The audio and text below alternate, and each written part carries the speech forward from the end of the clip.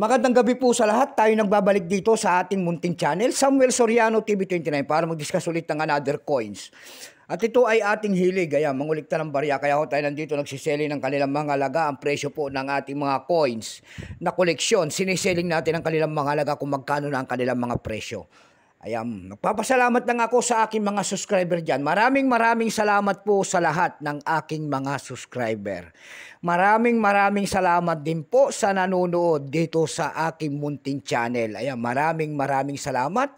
Lalo na ang ating mga kolektor at saka mga numismatis po. Ayan, maraming salamat sa inyo.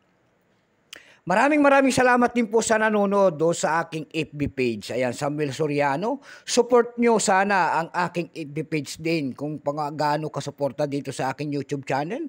Suportahan nyo rin naman po ang aking FB page. Ayan, Samuel Soriano. Lahat po na nakapalo doon sa akin ay maraming salamat po. Ayan, maraming salamat din po sa doon sa aking FB page, lahat po na nagsisend ng star. Thank you so much sa inyong lahat. At magandang gabi po dyan sa inyong lahat. Excuse me po. Special shoutout lang natin ang aking mother. Diyan po sa Dumpay, Basista, Pangasinan po. Milagros Soriano po ng Daragin. Ayan, lahat po ng Soriano family diyan po sa Daragin ay masantos na labid si kayo namin. Ayan. Diyan naman po sa parting Isabela po naman ang ating babatiin ng special shoutout. Ang aking mga tsuhin dyan sa Samonte, Quezon, Isabela, Bernabe Binuya Pinto po. Ayan. And Bernal Bilin Pinto. Ayan. At saka si Auntie Mercy, Uncle Melchor po. And then, lahat po ng Pinto family dyan po sa Samonte, Quezon, Isabela. Ayan. Binabati ko po kayo. And then Soriano family rin po dyan. Ayan, naimbag nga rabiiyo amin lahat po ng Ilocano. Yun naman po hindi pa po nakapag-subscribe dito sa aking munting channel. Ayan, malaking tulong na po kasi sa akin yan, gagawin ninyo. Tulad ng pagpindot sana ng ating subscribe button, like and share para ma-update ko naman kayo sa mga latest ko pang gagawin mga video po.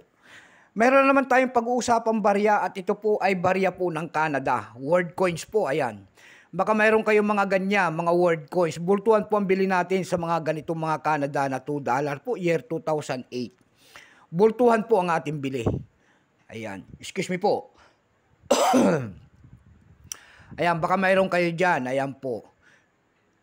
Foreign coins po, world coins. Bago tayo magsimula sa ating talakin, ayan, kilalanin mo muna natin siya para maibigay natin ang kanyang presyo at makita ang kanyang presyo sa mga online selling.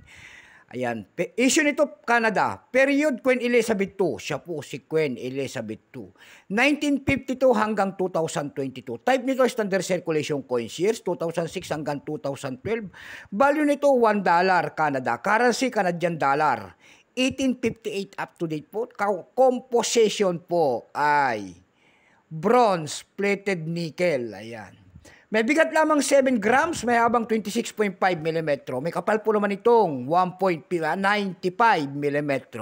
Hugis po ay diagonal, 11-sided. Orientation, middle alignment.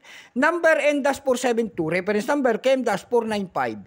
Tatlong klase po ang ginawa na inilabas ng Canada sa barya na hawak natin. Pero itong hawak natin, ito po ay year 2008, 27%. Kung ilang piraso naman ang ginawa ng Canada sa hawak nating barya, ito po ay 29,561,000 piraso po. May price na po yan, binigyan na po ng presyo ng ating numista.com ng ating mga kolektor. Yung kanyang very fine ay 43 pesos, extra fine ay 43, almost uncirculated ay 43. Uncirculated nito ay nagkakahalaga na po ng 120 pesos. Dako naman tayo sa kanyang presyo doon sa ating online. Doon sa ating ebay.com na platform po, pandaigdigan po, mayroon tayong nakita doon, nagbebenta nito ng $12.50. Nasundan po ito na $9.99.